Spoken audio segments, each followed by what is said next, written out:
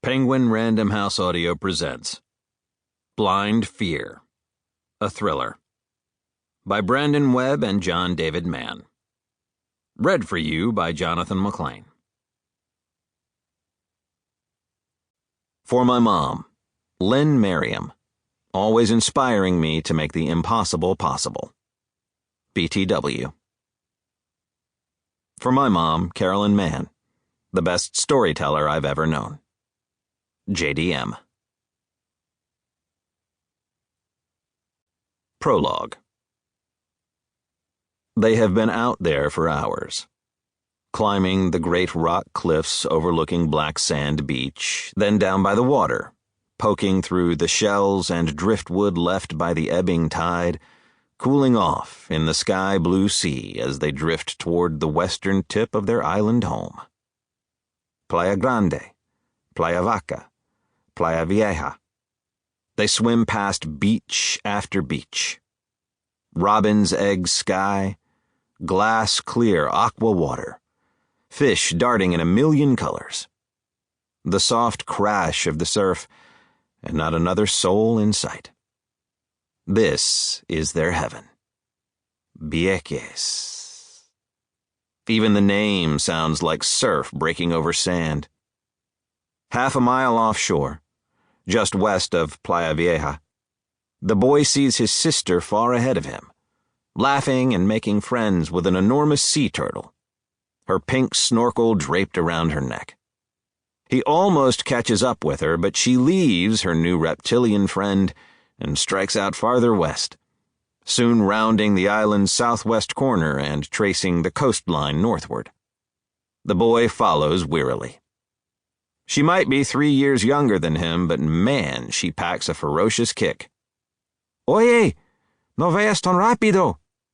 Hey, slow down. Is she ignoring him? Or does she just not hear? Oye, regresa. Turn back. Papi Dio, she echoes over her shoulder. Papi said. Papi Dio. She flashes a grin back in his direction. He sighs and swims on. His little sister can drive him crazy, but he can never stay mad at her for long. They're coming up the far side now, toward Punta Boca Cabrera, a secluded little paradise. To the boy, this spot is pure magic.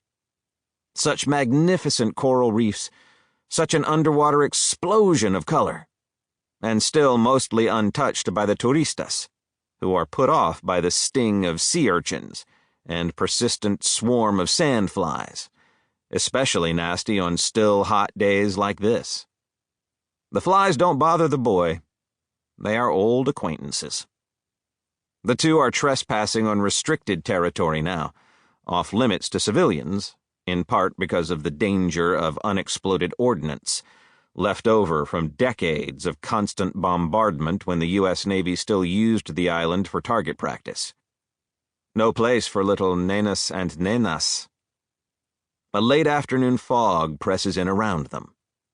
30 feet away, just at the edge of visibility, the boy glimpses a fin moving slowly across his line of sight. Shark. The fog thickens. 2 more fins. Then 2 more beyond those, circling them. Oye, he says softly. The girl turns in the water, and now she sees them too. She looks back at her brother.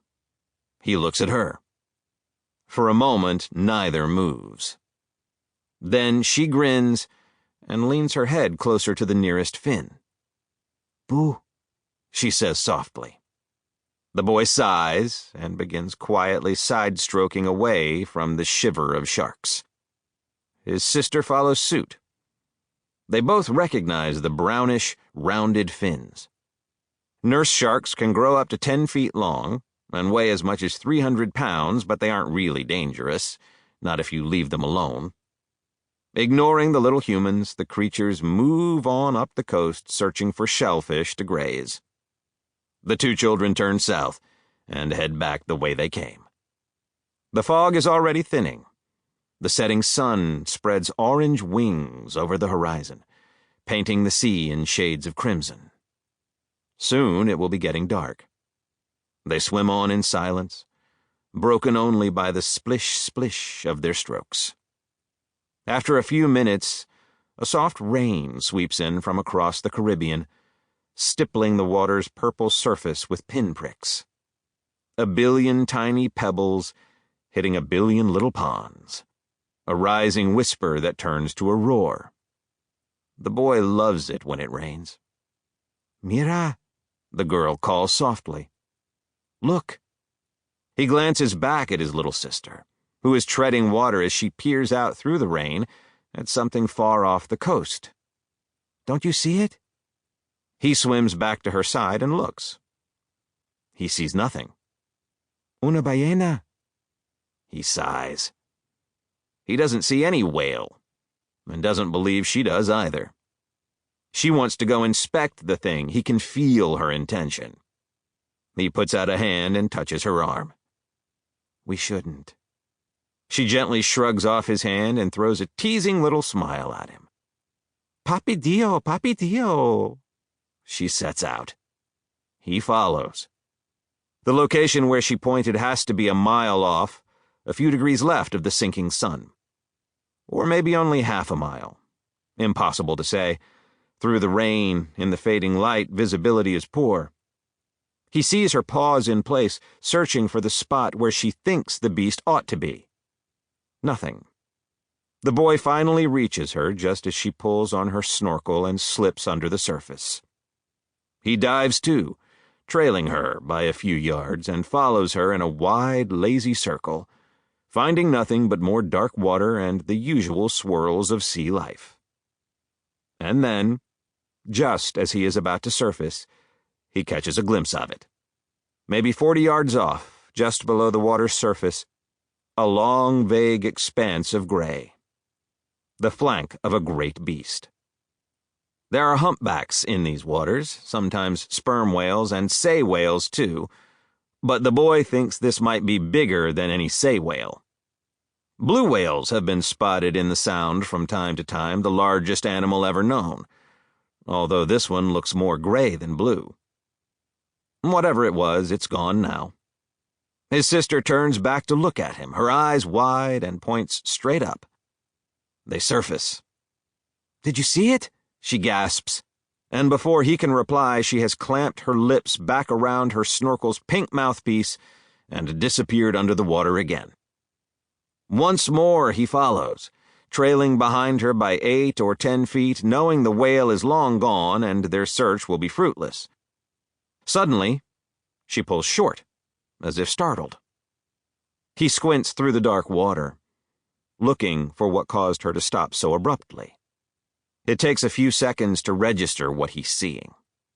From out of the gloom, a creature emerges, swimming closer in a long arc. A shark? Turning in their direction now. Not a shark. And not one creature. 2. Swimming in tandem. 2 men, in wetsuits, faces invisible behind their masks. Swimming fast. Straight for them. Holding spear guns. The boy grabs his sister's arm and turns blindly in the water, and they both swim the other direction as hard and fast as they can. Swim as if their lives depend on it. Monday. T-6. Monday morning, local weather services noted an unusual cloud cluster off the West African coast, moving rapidly over the Atlantic. The cluster was distinguished by coal-black clouds suffused with tiny flashes of iridescent light and swarms of hot, dusty winds scooping down to sea level and up again, leaving a scatter of hail and hot drizzle in their wake. A sea captain off Cape Verde described it as ominous.